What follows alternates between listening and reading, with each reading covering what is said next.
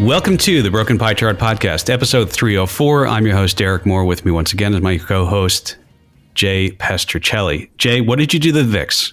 What did you do? Listen, we needed a little excitement in our life this last 2 weeks. It was just going to be a boring finish to the year? Nonsense. Let's spice it up a little bit. We'll spice it up. And all right, so here's some numbers came out, and the biggest percentage spikes. I already have a problem with this chart. I know you do too. Biggest percentage spikes in VIX all time, which of course only goes back to what, 93, 92 when the VIX came out. It feels long enough though. Well, it doesn't have 87. We'll get to that. So December 18th, 2024, a percent change of 74.04 closed at 2762, and it was an 11.75 point change. 11 points on the VIX is a lot for it to move in a single day. That's a lot. If it was 14, if it was 40, not really. It's still a lot. Even if it was 40, that's still a lot. Like, actually, there's probably a 41 in here somewhere, right? And we went up that much. There was, August 8th, 2011. It was like, it went from 32 to 48. So that's like, kind of close there. But anyway, let's talk about this, right? So the biggest one-day change in the VIX, as we all remember so dearly, was February 5th, 2018. The VIX went up 115% in one day, over 20 points to close at 37. That was a big day. And Volmageddon. Well, yeah, Volmageddon, right? Like, we have the endearing name for that. By the way, if you remember in Billions, the show, great show, have fun. That's a recommendation. If you remember in Billions, they actually even talk about that day, the season after it occurred, right? So they kind of talk about how they managed their vol explosion. But a significant portion of that change happened after hours, didn't it? Right? You want to tell a little bit of the story of what happened and why with the inverse VIX funds? Yeah. So basically, they're short VIX. And when you're short VIX futures, if the VIX future doubles, your fund is basically goes to zero. You go if the VIX goes up 100%, you go down 100%. That's right. That's right. So you had a bunch of funds. It's slipping my mind, the symbol. Doesn't matter. But yeah, and what was interesting too. XIV was the biggie. Was that one? Yeah. XIV, yeah. Those are Credit Suisse products. And I don't remember if they were ETNs or ETFs. They were ETNs. They were ETNs. And the VIX had not actually doubled by 4 p.m., right, of Eastern, right at the close. The VIX had not doubled. But the futures market was still open. And they, there were rules in those ETNs that they had built in that forced them to buy back their short futures. And by buying back their own positions and closing their own positions, they, in essence, caused themselves to go out of business, right? So like short squeeze. Yeah. They squeezed themselves. They squeezed themselves, which normally doesn't sound like a bad thing, but in this case, is very bad. The VIX, I think it was up that day like 75%, but by the time 5 o'clock came around, the VIX had done this double. It was probably 4:15. It was 4:30. Yeah. The VIX had doubled, and they had to shut their funds down. Now, they had exited their positions, so they didn't go totally to zero, but they had to shut their funds down.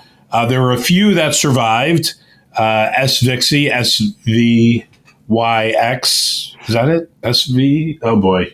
There's an SVIX and SVYX, I think. So, oh, man. Sorry. We're doing this on a Saturday, and I have my quotes closed, and there's so many VIX futures and VIX products we watch at. So sorry about that.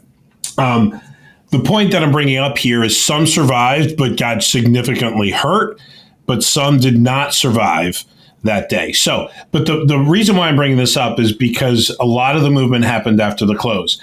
This week, on December 18th, when the VIX closed at 27.26, which was up 17 points or 74%, 4 points of that, I think, happened after the 4 o'clock close. Yes. Right? So there was some buying of options and VIX futures after 4 o'clock that pushed the VIX to this much, much higher level. So look, it was going to be a big VIX day no matter what. But instead of being up 11, it really should have been only up about 8, which would have been a 50% move, right? Don't get me wrong. It would have made this list. But this little, this chart that, who produced this data for you, Derek? CNBC Pro? CNBC Pro, FactSet. Yeah. Yeah. Like whatever. it's a little misleading if you know the truth. It's still notable to see that spike. The market was a pretty ugly day, the way that the market closed that day.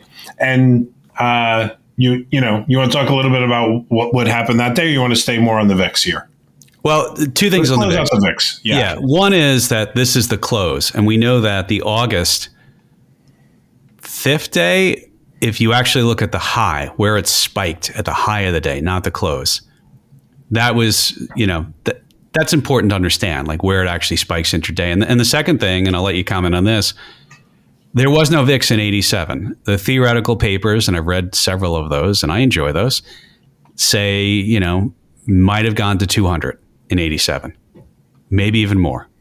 If there was a VIX in 87, the VIX was not around 1987. So, because the market dropped. What was the percent it dropped on Black Monday? What was it, 27% or something? 27%. It was over 20. Yeah. Yeah. I mean, that's a lot. That can't really happen now. They'll shut the market down, right? So we got a little of that during the pandemic, right? So the curbs, they call them, right? There were no curbs back then for that kind of movement. So so August 5th, you're right, of this year. August 5th of this year, which is the third on this list at a 64.9% change, was significantly more. And we've talked a lot about that day on the podcast here. Mm-hmm. But that really, to me, and again, that's another like nuanced move that, the market where the calculation of the VIX was the problem. Right. There was probably very little. If you looked at the futures, which is really where the price action is true, where people are actually making trades. Right. The VIX and the VIX futures are different things. We've talked about this before. The VIX index is a calculation based off of open interest and implied volatility throughout the option chain on the SPX. However, the VIX futures, that's just a contract. And someone goes, okay, I think the VIX is low or VIX is high, and they're going to put money on it. The reason why the VIX itself can get skewed is because as the market moves down through existing open contracts, even if not a single option trades on the SPX, the VIX can change because it's weighted by time and strike price and implied volatility on those strike prices. So as the VIX moves down and starts to hit where there's hedges and a lot of volume, you can get a significant move in the calculation of the VIX just because of the way the position started in the day. So you can't really, I shouldn't say you can't really. I mean, the VIX is what it is. You just have to recognize that. Don't always interpret it as, oh my gosh, that volatility is trading at this in the 70s. Nope. Nobody traded volatility in the 70 range on August 5th. So I would say, again, there's all these moving parts, all this interpretation on the VIX. But let's face it, these are two pretty nasty days in the market in a year that saw significant growth, right? I think, what do we have, 25% at this point for the year? Something like that, just maybe 26. With fairly low volatility throughout the year, you get 2 out of the 3 biggest VIX change days happening in 2024. It just goes to show you just never know when volatility will pop up and with its ugly little head. And it's, it's one of those things. It's why we hedge, right? I don't know. Even in a good year like this, you get 2 of the worst spiking VIX days, or largest magnitude, because I don't know if it's good or bad, 2 of the largest magnitude spiking VIX days in the same year, just a few months apart. All right, let's talk about the cause of this. And sometimes, all right, so it's the Fed, and it really was when Jay Powell in his press conference essentially said, "Yeah, we cut a 0.25%," and I'm paraphrasing. Don't expect as many cuts as you think you're going to get in 25. That's really what he did. They put out a summary of economic projections called the SEP. And what changed there is their longer run Fed funds rate is now at 3%. So to kind of Basically, they poll the Fed, the FOMC members, and they all give, that's the dot plot, and they all take the median is kind of what they come out with. So, all right, so 2024, I mean 4.4, and that's kind of the effective Fed funds rate. 3.9 by the end of 2025, so that would imply 2 more 25 basis point cuts by the median. 2026, 3.4, 2027, 3.1, and then 3 longer run. 3 is bigger than 2, Jay. And so basically, and I'm just going to say it. We've been telling people for a long time, like, I don't know why people think there's going to be this many cuts unless you think there's going to be a problem in the market. Like, you don't want cuts. You'd rather them say everything is so good, we don't need to cut. And I will tell you as well, they are still letting the balance sheet run off a little bit. They reduce the balance sheet runoff, but they're still sort of tightening at the same time they are easing. So, yeah, I mean, this caused, it's almost like, all right, let me give you an example. Imagine a parent is driving their kids somewhere and they're like, we want ice cream. We're not getting ice cream. No, we really want ice cream. You're not getting ice cream. And the parent pulls the car over and says, listen, you're not getting ice cream. And the kid starts crying. Like, that's what happened to the market. So I like the ice cream analogy. You've used it before. I do like it. It still plays. So what? So like the market was just a crying baby because it wants more cuts? I don't know why it wants cuts, though. I think it's confused. Like, why? Yeah, but I know why the kid in the back seat wants ice cream. Ice cream's delicious. So look, you're right. What did they call this? A hawkish cut? You remember we've talked about this before, right? A hawkish cut. A hawkish cut. Like, hey, we're cutting, but we're not going to do many more here, right? And the market didn't like that. By the way, their projections have, you think about what's important to the Fed, unemployment and inflation, right? So they have unemployment pretty much steady at 4.3. Yeah, that prediction's not going to work. I'm just going to throw it out there. There's no way that they're that correct. Every year, 4.3, 4.3. And then it also has inflation. Currently, they use PCE, not CPI, but they use PCE inflation at 2.4 for the rest of 2024, going up a little in 2025, by the way, which I think that to me is a little of the hint of why they've lowered the number of cuts that they're going to do. Or at least talked about. And then they have inflation going down to 2.1 and 2.0 in 2026 and 2027. So like even the Fed is looking at inflation, which we've been talking about, and saying, we haven't really kicked it yet. And we need to leave rates higher for longer. So look, they're still going to maybe do 2 cuts at those. So that's, the things that are driving them to make these decisions hasn't been a big change there. But that inflation projection, Derek, last month or September, their projection was 2.1 for 2025. Now it's 2.5, right? So they are recognizing that inflation has not been licked. We've been talking about it. And, I don't know why the market had a little hissy fit. It was kind of telegraphed it was going to be a hawkish cut, but the market still was like, maybe this is the time for me to get out. It's been a good year. It was clearly an emotional reaction in a period of low volatility, lower volume, which means you can get higher volatility, right? Because there's just less people trading.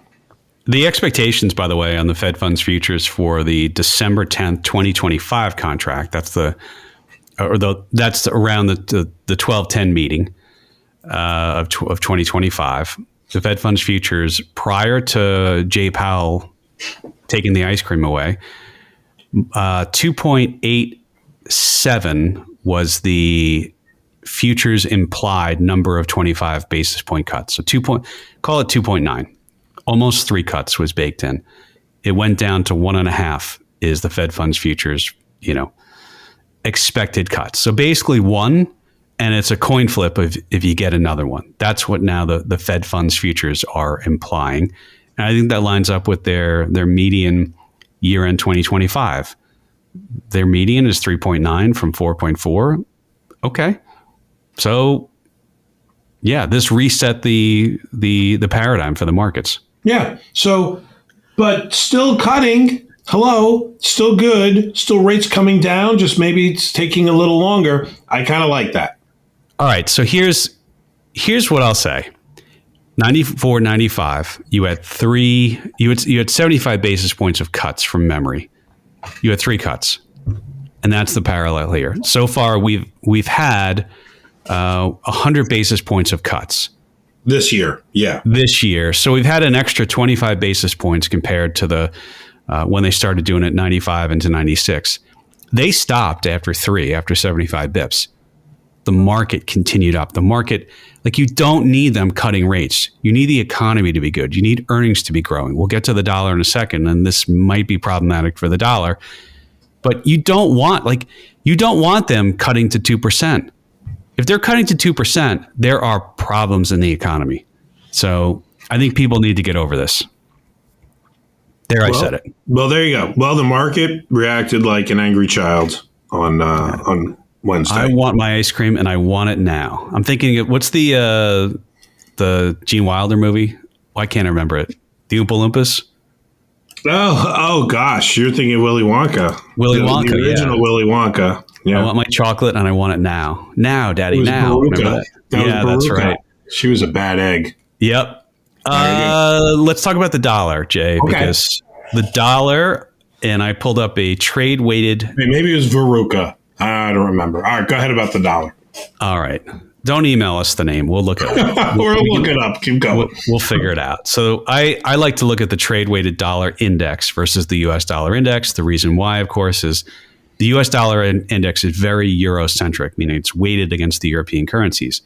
The trade-weighted dollar index looks at all the trading partners in the United States and then weights them based upon our trading volume. So the previous high was, I'm going to say, about September, October of 2022. We have now broken out above that high. Yeah, we talked about that last week. We said, hey, we're up against previous resistance. Correct. Is it going to reverse and go down, or is it going to break out? And as you just said, we have broken out higher than where we were back then. So is this like an all-time? No, this is a high on this chart you got here, going back to 20. No, it is. I think if we went back, it would be at an all-time high. I believe it would.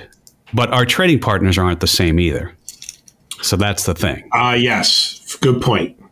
That's a good point. But I think this is a more relevant use of understanding the impact to U.S. corporate earnings when you look at the weighting this way in the dollar. Yeah, I agree. The trade weighted.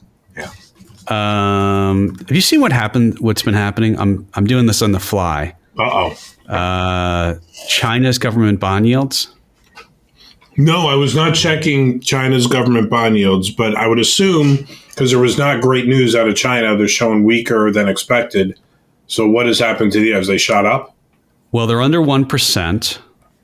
They're under 1% now. They're going down. The yields. The yields are going down? Yeah, it's so their bonds are getting more valuable? Okay. Well, they're basically stimulating. Right? So their interest rates are much lower. And when you have a currency whose bonds or current yields are getting that low, like I'm looking at a chart here. I'm doing this on the fly, and let me go back to 2004. Yeah, this is the first time going all the way back to 2004. In 2008, the yields were 1%. And this is the 1-year Chinese government bond. Let me try and go a little bit further back on Bloomberg here. Let me see if it lets me go back to 1980, which probably isn't germane to this discussion because no, it won't let me go back. Okay. So what this is telling me is, like, think about this. The Chinese yuan, and I haven't pulled up a chart of that. I'm just going to guess that's going down relative to the dollar. So okay. This is something interesting in China to pay attention to. But just getting back to where we were going, this goes to earnings, Jay, right? As the dollar gets stronger, since U.S. companies that sell all over the world, they are getting their earnings that accrete back are getting worth less. Like this could hurt earnings. You remember in 2021, 2022, when the dollar was gaining in value, the companies are like, oh, we would have grown 9%, but we only grew 5% adjusting for the dollar. Like, to me, this is a fly in the ointment potential. Yeah, always is. Always is. I threw you a curveball with China, but I'm like, this is significant that their short-term yields are, and I haven't dug into it completely. Maybe we'll talk about it. Listen, sometimes when you find the little significant, thread and you pull on it, it's multiple times it's turned into something. So pull on this thread a little bit, Derek. Maybe we'll hear more about China next week. Yeah, let's do that. Well, it goes to earnings. And so far, I mean, earnings estimates haven't really changed from the last couple of weeks we've been looking at them. But it's the question, if the dollar keeps going up, all else equal, I think those earnings estimates have to come down because you'll have an impact from the dollar. Like those companies don't want really strong dollars. They would do better off with a weaker dollar. Thoughts? And so why? Why is it better with the weaker dollar? It's because, you don't change your prices based on currency very often, right? So if you're selling a widget in Europe for €5 and the dollar is weaker, those €5 turns into more dollars when you bring it back home. When the dollar is stronger, those €5 convert to less dollars because the exchange rate is different, which brings less dollars home, which brings less dollars to corporate earnings. So I totally agree that it can affect corporate profits. I mean, there's nothing to agree. It's well understood that matters. So yeah, I mean, we'll watch it. If we've been trying to we've been trying to identify potential issues that the market may face in 2025, and this currency could definitely be one, right? Interest rates and corporate earnings are the two main things that drive the markets. So you start hitting corporate earnings a little bit, earnings matter. We talk about it all the time, but yes, it'll matter. If China catches a cold, does it matter? Yes. I think so. It's something to keep an eye on. I'll do more research on this. I want to, you and I are going to do our prediction show. It's coming up. The last Friday, normally Friday, today we're doing it on Saturday that we record. Getting back to the Fed, nobody is saying there's going to be a quarter point rise in 25. That would be let me step out on a limb, try and do something different. Raise is not on really anybody's radar. Of course, You always have to keep it on the radar. But so what would be the things that would cause them to actually raise rates in the second half of the year? This is probably, they got to pivot, right? Well, it's inflation. It's inflation. Yeah, it's inflation. Or, look, they weren't really talking about inflation. They had pivoted away. I'm using that word. That's their word. But they had pivoted away from inflation and started looking at unemployment because they have the dual mandate of managing those two data points the last few months. And this month, it's like, oh, go look at inflation. I think if they had listened to, our podcast here, Derek, they would have known months ago that they should have been watching inflation. I mean, I don't know, how many of the Fed governors listen, but maybe they're hearing us. Yeah. Well, can I tell you, I used the chart. You want to send them the link? We should send them the link. Well, this actually leads into a little diversion.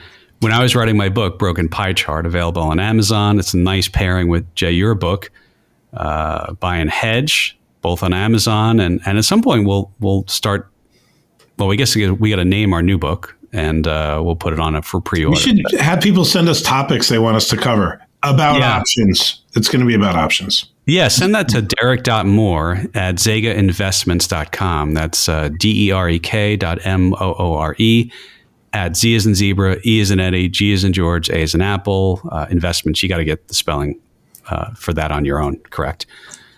.com. But yeah, send us topics. We are, Jay, I'm in all seriousness, the listeners should know, we are going to decide to, we decided to write a book. We've already decided to do it. We haven't written it yet. No, we have our topic list. We have our outline. Sure. Sure.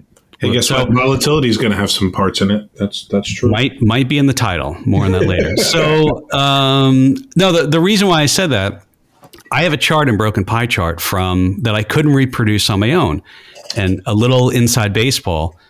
If you are putting a chart that you're taking from somebody, so if you take data and you create your own chart, all right, that's one thing. You're sourcing the data. But if you actually take a legitimate like screenshot of a chart and you put it into your book, you have to get permission, unless it's written, hey, anybody can use this. And there are some sites that are like, hey, use it, just attribute it.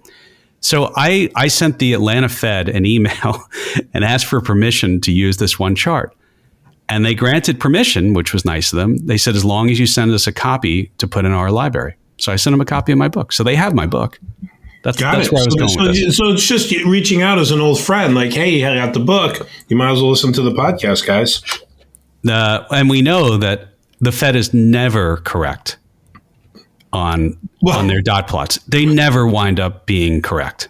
Look, and it's just so hard it is to do that. It's just so hard to get that right. But they're doing what they can. I mean, I could argue that they should have more, market people on there, but market people would act in their own best interest too. So there's that problem. Where are we going? Oh yeah, so in our predictions, the dollar, yeah, but in our predictions, it's like, I don't know anybody who's going to say a quarter point rise, but you take that one. I'm almost thinking they stay. I think there's no rise. I don't think there's anything, and maybe it's not a problem for the market. Look, I'll let you know. I would say we underestimated the number of cuts, right? I think I was at 1, you're at none, maybe for this year. I can't remember. No. I think I nailed it. You think you nailed 4? Oh no, I didn't. I have to look at our sheet. I don't know. We'll talk about it on the. We'll tell everybody how bad. About maybe since not September, since February, right? In January, we're saying 1 in September. Whereas maybe we said that's when they're going to start. So I know I underestimated just because it was. All the data was telling us inflation isn't kicked. And so now it's good. They got it. They stimulated the economy, at least with talking. I shouldn't say the economy. They stimulated the market, at least by talking about rate cuts. I think we'll touch on a little data later, like housing, where maybe you're seeing some positive outcome from this. Like stagflation is their ultimate fear, where you have rising unemployment, rising prices. That would be they're in a box then. And no growth, right? Right. And I don't think anybody's saying that there's going to be no growth. I mean, it seems like no. That's the stagflation to me. I always think. Yeah. There's the growth, the GDP aspect too. But employment going down doesn't matter. I don't think if employment all of a sudden goes to 2%, they're going to be like, oh, we got to raise rates. I think it's all about inflation. This is my opinion. I haven't talked to Jay Powell about this. Again, I don't know why. They are afraid of inflation coming back and them getting blamed. That's what they're afraid of. Yeah. Well, I think, we've been pointing to inflation as a reason for their hawkish messaging.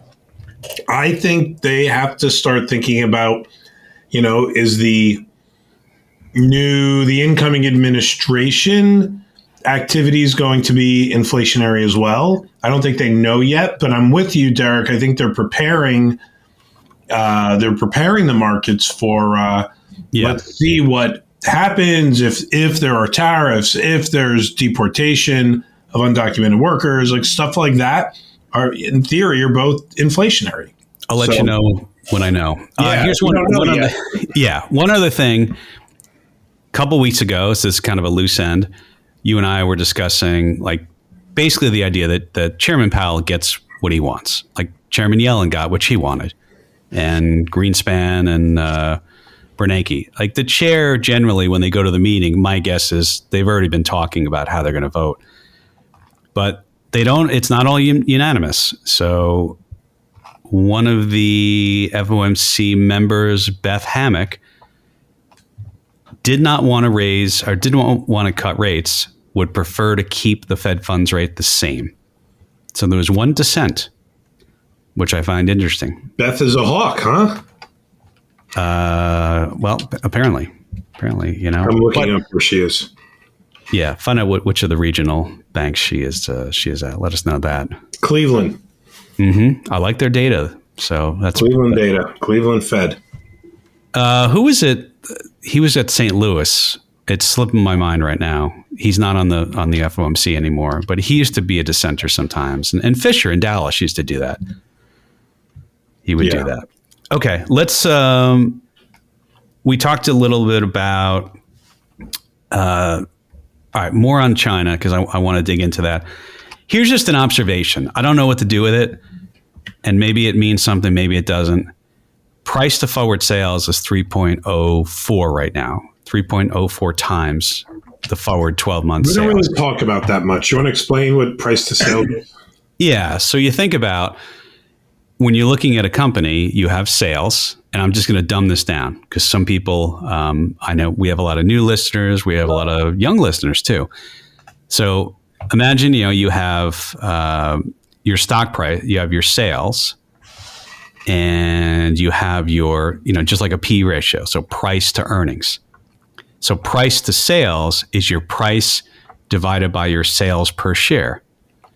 And you have sales, you have all your cost, and then what's left is your net income or your earnings. So sales is another way of looking at it. And you can have your earnings grow because you're cutting stuff. You could have your earnings grow because you're selling more and your costs are sort of the same. So it's all these different levers. But price to sales, it's above 3, and it was higher. But if we're looking at a chart, and I'll post this when we post it on our Zig Investments website, it's pretty close to the 21, early 22 levels. And so if you were someone who said, oh, I know what's going to happen. This is just going to be like the end of 21, 22, and we're going to have a 20% downturn. I'm not saying that's the case. But if you wanted to, you could point to this and say, price to sales, forward sales, is getting pretty expensive, Jay. Oof, a couple downers in a row from you, but okay, got it. Well, I'm going to tell you why this doesn't matter in a second, but okay, yeah. I mean, look, it's where it is at the higher end of the range. When it topped out in 21, I think we all thought everybody was whistling past the graveyard at the end of 21, right? Because 2022 was a slap in the face, a self-inflicted slap in the face, right? We did it.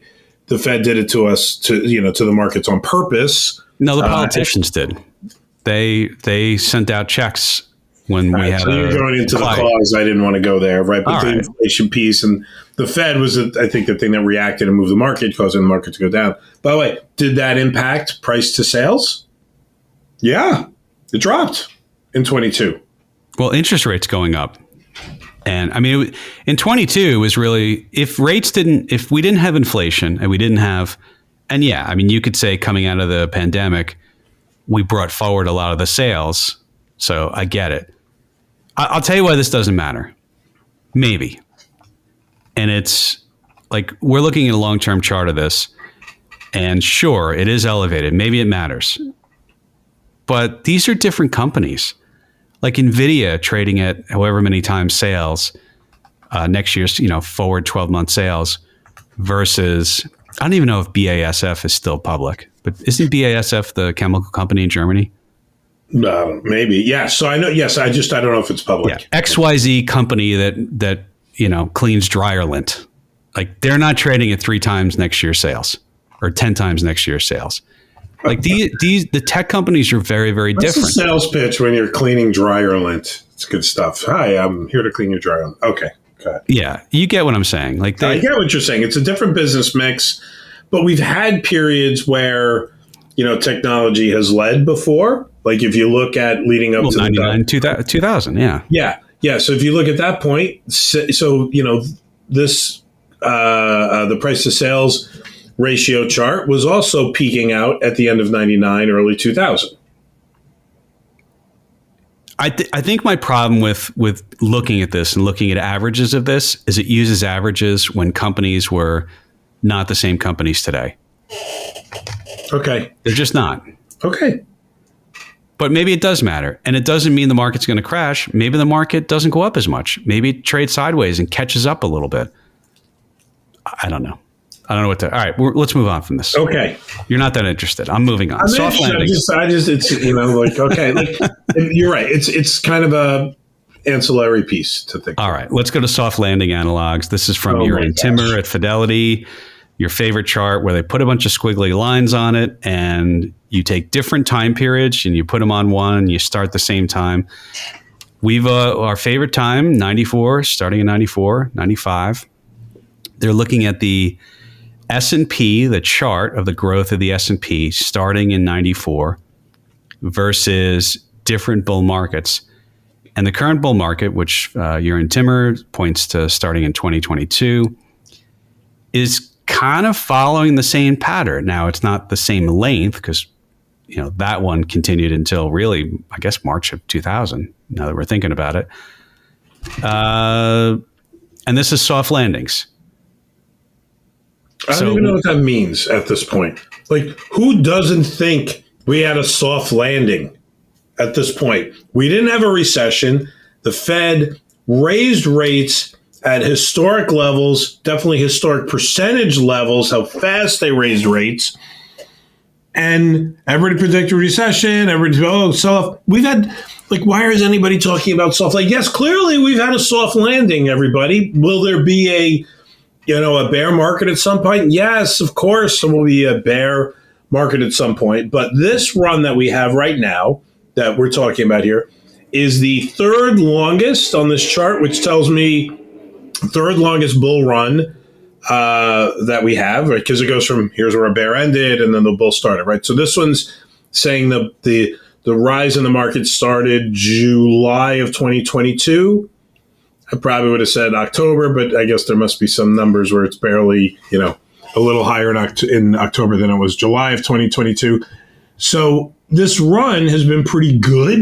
It's the third longest, about to be the second longest if, we could somehow avoid a bear market in the next, what do you think, 3 months, Derek, 4 months? And now all of a sudden it's the second longest. This is why I saw somebody saying, well, I'm not sure if we're going to have a soft landing. Pay attention. It's happened, people. Move on. Who cares, soft? It's done. No recession. We didn't have a recession from all those interest rate increases. So that's it. I'm done. Off my soapbox. This is annoying that people are talking about this. I mean, so the idea is that we had inflation and we didn't have a recession to end inflation. And I would tell you that supply side recessions or supply side inflation, which I believe is sort of what happened, and you don't send out checks and throw gasoline on the fire. It's just different. But yeah, 94, 95. I mean, I think people have a little revisionist history. I was on a desk in 94, 95, and it was out of the blue. We really didn't have that much inflation, but Greenspan just raised rates because he wanted to. I remember the day we used to have the little, they call them squawk boxes. Yeah, little box. Yeah. And all of a sudden they're like, oh, Fed announces they raised rates, a quarter point. And we're like, really? Where'd that come from? No explanation, no nothing. Well, that was Greenspan. We have a much kinder. No press conference. No, that was out of the blue. Was that was the irrational exuberance period, right? Yeah, that where was. He coined that phrase. But irrational exuberance. He's basically said you're all crazy. The market's crazy. Remember when he went? He did have to go before Congress, and he would talk in circles for 20 minutes, and nobody knew what the hell he said. He put everybody to sleep. He was amazing at that. His superpower was he could put you to sleep. He was an energy vampire. He's like we're looking at R stars and theoretical, standard deviations of, he would just use a bunch of words. Very great. Smart guy. Was he? Yeah. Okay. All right. Probably didn't. I didn't say wise. I said smart. Yeah. Probably kept rates a little too low for too long, considering, Yeah. Well, that's a whole different. All right. We'll do that next week. So, all right. Anyway, soft landings. Yeah. By the way, soft landing, hard landing, no landing. Isn't no landing and soft landing the same thing? I would say no landing means you're still flying. I would say soft landing is you've landed, right? You've landed in a way that wasn't damaging. Hard landing, you might, you broke a wheel or something. Well, when do we say this is over and we call it? We got a bear market. We're down 20%. We could call it. But if we don't get a bear market, when do we say it's a soft landing? Bear market again? I mean, we didn't have one for quite some time. I guess that's not true. December of 18, if it was 0.1 higher or lower, that would have been a bear market. Yeah, and I think on this chart, that's not even included, right? So this runs 2016 all the way up to, so how many years is this? No, this is 2022. No, I know, but I'm looking at the 2016 one, which is listed in here, right? And they have it ending, around how many years? Let's say 1, 2.5. So that would be kind of, they ended it at 2018. Although they didn't start a new one to go from 2018 to, So anyway, the point here that you're asking is, what if we don't have a bear market? That'd be a real interesting, strange scenario to not have a 20% retracement for a while. But you're right. As you pointed out, though, the 94 run goes on for years. We're only halfway through that amount of time that bull market ran. We're only halfway through it. So what if we get another 3 years? What if we don't? Who knows? I'll let you know. Uri Timmer, his very nice free charts and content that he nicely puts out. I hesitate to say, could you label these a little differently? How dare I criticize somebody who's putting out really good free content? No, I really like his stuff. He's a Fidelity. Well, no, I mean, he puts out really good stuff. And I've heard him on some different podcasts and stuff. He's pretty interesting. All right. I feel like we already did inflation. Let's move on from that. What do you think? Let's just talk about it. There's 1 or 2 bullet points here. Touch on it. Okay. Goods is not the problem. It's still services. But if you look at CPI selected items on a 12-month % change, I mean, some of it, like eggs, 37.5%. And that's, I don't know. Like, is there a bird flu problem now? Or are they? Yeah, I think there's a supply problem with eggs. Right, I don't do the shopping, so I don't know. But eggs, I was like, wow. Yeah, eggs. I did buy some eggs the other day, and maybe I bought the wrong ones. Maybe I'm buying like foo-foo eggs, but I feel like it was $10 for a dozen eggs. Yeah, I just said a lot. I don't know. All right. Motor vehicle insurance up 12.7. Pet service. That story has kind of calmed down a little bit, right? So this is the 12-month % change. Right. It was 20%. Now it's 12.7. Yeah. So it's probably eased itself up a little bit, but it was spiking. We talked about that, months ago. But this is a good reminder of, yes, it's down, but those prior price hikes are still embedded. Yeah. Yeah, of course. Like, even if it gets down to 3% year over year, it's like, it's not going down. Like, it's not. Let me know when the last time your car insurance went down, besides if you listen, when your son comes off, is he even on yet? When your son comes off, your insurance will go down. Mine is not off yet. I don't even want to think about what it's going to be in 2 years. All right. So pet services, including veterinary. All right. 7%, health insurance, 5.9. There's some interesting things. Rent of primary residence, 4.4%. So I know everyone's like, shelter's coming down. It's not coming down that much. I mean, it's still, what's the gasoline minus 8.1%. And I think there was a drill down even further, minus 7.7% for canned vegetables? Oh no, that was a different one. That was a 3-month annual.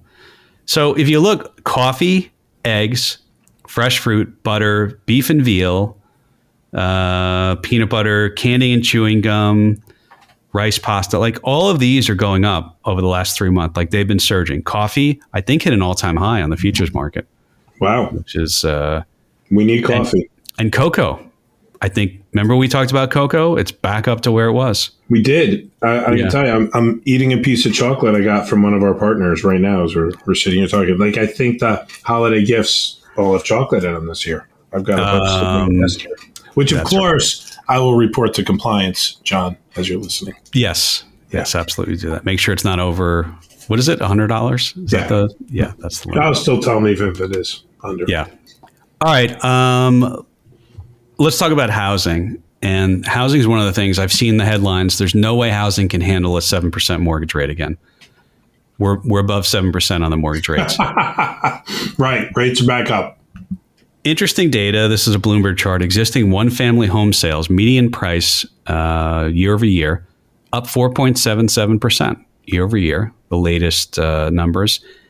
And the other interesting thing was existing home sales year over year is up 6.1%. And it was negative for, I mean, I would say 2022 on. And there's starting to be some activity. I don't claim to be an expert in the housing market, but like, wouldn't this be interesting if the Fed doesn't cut rates, housing activity increases, mortgage rates stay above 7%, and we don't get a housing crash, like, because there's just not that much supply. Not on our prediction sheet, but no, and it's not a number everybody tracks, regularly, right? Like oil or gold prices. But when you think about existing home sales now being up, we had talked about this where it was like, look, just give people time to get used to the interest rates just being different. We know we're not going to have 2.5% mortgages like we had in 2020. Probably again in our lifetime, I'm guessing, but probably not. And so, like that, I remember people go, wow, I'd never pay 6. Yeah, you used to be happy with 6. I remember my second house, right, in 2002, 6% mortgage. I was like, that's not bad. I was okay with that. That felt good. So now I think everyone's getting back used to it. This is just kind of always, it just takes some time. So, I think it's a good sign that you've got positive home sales year over year. I think that's great. Yeah, I mean, have you got on YouTube? The pendulum really swing on this, right? Wow. Yeah. Have you got on YouTube though and seen the impending housing crisis, impending housing crash, and? Well, yeah, sure. I mean, YouTube is like the doom and gloom place because you only go if you're worried about something. If you're happy, you don't go looking for that stuff. Yeah. Well, it's either own a house or buy Hawk Tua coins. Either one. I guess she's getting sued now, or people are getting sued. I think it's funny. It's like, what did you think you were buying? But we've already covered this, ridiculous topic. I'm done with it. I'm moving on. A couple other things. AI-powered Bloomberg, Mike McDonough had put this out. Bloomberg has an AI-powered thing that looks at transcripts from S&P 500 earnings calls and mentions of tariffs in S&P 500 transcripts. The 3-month moving average, 155 of the, I mean, theoretically, there's 500 companies, right? Some of them have dual share classes, have been mentioning tariffs. And so some of these make sense when you look at kind of the big, right? And by the way, this is broken up into what I would call the sectors, like energy, healthcare, materials, industrials, right?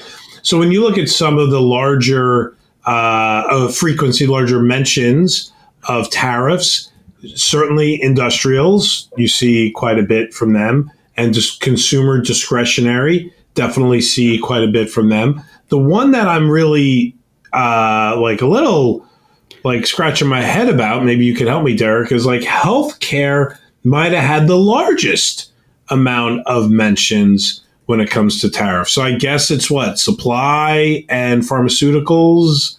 Is that all in healthcare? Medical devices, or maybe it's that's what medical devices. Drug prices, maybe? I don't know. Yeah, well, that was like the number one mention. Like, I totally get it when you start talking about, T-shirts and toys, or you're talking about, tractors or whatever, and there being tariffs on that stuff. But, I guess I'm thinking back to when we needed to get all of those respirators and the ventilators. Masks. Remember that? Yeah, it was the ventilators. Thanks. Yeah, right, from overseas. So I guess maybe that's why it's all in there. Hardly any mentions for consumer staples. Really? That's all. Tariffs don't affect them very much. Okay, that's interesting. Hardly any mentions from financials. That makes sense to me. Right. Except maybe they're talking about potential, changes in interest rates because of inflation, right? A couple degrees down, so not much there. But yeah, like the staples thing was, and real estate was really, really low, right? Real estate went, yeah, got it. I don't know how tariffs are going to affect real estate. Consumer communication services, zero mentions. Is so like, that's Verizon, right? That's Comcast in communication services. Yeah. Yeah, No I think so. at all there. Yeah. Okay. I'm gonna actually learn how to do this on Bloomberg. Maybe I'll send the notes. AI driven data. Yeah, because this is just built through their platform. So I'm gonna pick like random terms. Me and you can come up with one. We'll see how many companies actually say it. Okay, we'll come up with our own term. Yeah. All right. You're gonna pick Haktua. I know it. No, I'm not. So advanced retail sales. So nominal sales is the thing you always see released. Real retail sales means after inflation. So to just kind of explain this to the audience, if you have, let's say, nominal sales of 10%, but inflation is 10%, and the math's a little different, but in theory, you haven't grown at all. So looking at a chart of real, advanced real retail and food services sales, we still haven't exceeded the level from, I would say, March of 21. Although, Jay, if you kind of go back coming out of the 2008, 2009 recession and you follow the trend line, we're a little bit above trend from that. And we are a little bit below trend if you start, there's our favorite year again, start back in 94, 93. So I'm just saying, like, retail sales, yeah, but after inflation, we're not making a new high. But maybe we pulled forward a lot of the sales. And yeah, that snapback after the pandemic was pretty dramatic, obviously, right? There's a little pent-up stuff there. So quick math says, and this is not compounded, but simple math says you're going up about 4.5% a year since the Great Recession in 2009 till now. You're right, we're a little above trend line. But I think the rate of change from that 94 through 08 period, that might have been a little higher than what we have today. But yeah, it's fairly consistent, but flat. You're right, Derek, since 2021. I think you really want to see this, not fall below trend and start to pick back up. So just, it's a little bit of a downer that it doesn't look great, but it's not really all that concerning. But the real retail and food service sales, not great. So it's okay, but nothing really impressive here. Flat for the last 3 years. Can I give you all right, we're done with this. Random thing that's not on our call sheet, as we say. Random prediction with no basis. I'm just thinking out loud because I was thinking about semiconductors. Does Amazon split out their company into cloud, chips, like they're different businesses? And here's why. Like there's talk about they've been priced recently more as an AI company. Like their stock has been running, and they have these Tranium chips that theoretically, from my understanding, can do some stuff with AI. But there's no way you could put them in like the SOX index. Like I'm looking at the SOX index members. Random prediction. I have no basis for this. I just thought it up on the fly. Like, and the prediction is what? That Amazon changes. Breaks out. It breaks out that part of the business. It takes so you have AWS and breaks it out. Yeah, you have AWS, and then there they have the chip business in there, and they have cloud. So and Amazon makes their own chips, you're saying? I think it's called the Tranium chip. I think they're doing it, and they're training AI models. So it's a cool name for that, if that's true. I believe you. Okay, gotcha. Seems like they don't need to do that. It's a random. I don't know how he's going to pay for Blue Origin. Like that is Bezos's priority, right? I mean, getting to space, getting to Mars, Bezos is focused on that. Why don't they just sell their consumer business or merge with Walmart, have Walmart buy it, and then they have everything else? Like they're selling books for like a margin of what, 1%? I don't even know what they make on there. And it's labor intensive. You got strikes right now. It's some like, why don't you just get rid of that? Or maybe he uses the cash flow to fund all this other stuff. Yeah, cash flow funds new ventures. AWS Trainium chips are a family of AI chips purpose-built by AWS for AI training and inference to deliver high... Okay. I wonder if TMC, Taiwan Semi, manufactures them. I don't think they're actually manufacturing them. I just bring it up because I was thinking about this rotation of, NVIDIA has been sort of the leader, and then with the Broadcom news, and the SOX index isn't weighted as high as, let's say, SMH. I think we touched on this last week. And I was like, at some point, like, if Amazon is actually manufacturing these AI chips, it can't really go into the SOX index because it's got too much other stuff. So, but they do a lot. That's just you do unlock value when you kind of break a company up, and the parts are worth more. Yeah, separated than. But I don't know if Amazon. 2 years ago, I predict that, or maybe 3 years ago now, I predicted that Amazon would buy one of the big national movie chains, and if you're an Amazon Prime member, you just walk into the movie, and it beeps because you're a member, and you go watch any movie you want. That has not come true, but I thought that was a random prediction too. Well, it wasn't a bad shot at it because of their Whole Foods, and they were trying to build their own. Right. I think they're still trying to do like the smart grocery stores where you walk in, you pick up what you want, you walk out, it already knows everything and who you are and all that kind of fun stuff. So yeah, not there yet. All right, I thought maybe they'd buy AMC, but maybe AMC is too much of a meme stock. Too much. All right, I think we're done. What? Any recommendations? I gave a lot last week. Mm-hmm. Now I'm doing, the obligatory Christmas movies. Do you have like the Christmas movie list that you go through every year? Do you guys watch movies? Well, yeah, my wife, Love Actually, is on there. Yeah, I know we've talked about this, and that was not on my list. But I'm going through that repertoire right now. Last night, Die Hard is on there. Yep, we did Die Hard a few days ago. Last night was Home Alone. Yeah, that's obviously a classic. That's a good one. Do you still watch It's a Wonderful Life? I don't. That's not on my list. It should be, but it's not.